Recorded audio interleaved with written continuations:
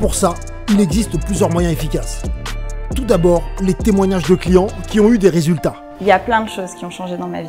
Et on m'a apporté une autre vision que j'avais pas du tout imaginée. Ça m'a vraiment forgé un mental de Spartiate. C'est absolument inoubliable. C'est très enrichissant. Donc. Merci avec un grand M. Les témoignages font partie du process marketing. Mais c'est pour ça qu'il faut bien scinder les deux. Est-ce que vous voulez empêcher les professionnels, quels qu'ils soient, parce que là on parle des coachs, mais ça pourrait être du vendeur de voitures, oui. Est-ce que vous allez les empêcher de se former pour devenir plus performants? Impossible.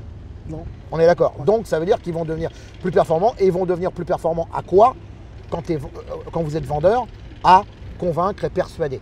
Et à utiliser tous les ressorts émotionnels pour que la personne vous achète ce que vous avez envie de lui vendre.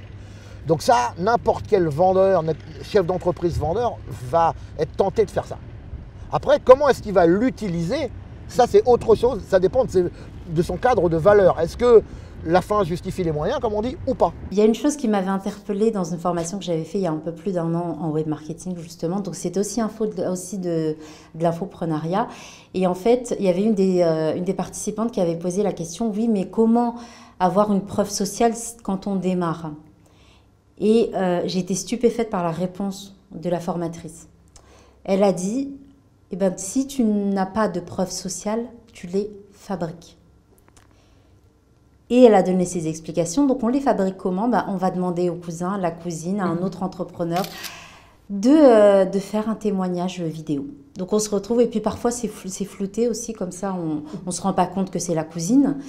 Et comme ça, au début, tu te crées ça. Et puis, quand tu as des vrais témoignages de vrais clients, ben, tu les remplaces sur tes pages de vente. Le témoignage, c'est très utile pour faire acheter des gens quelque chose.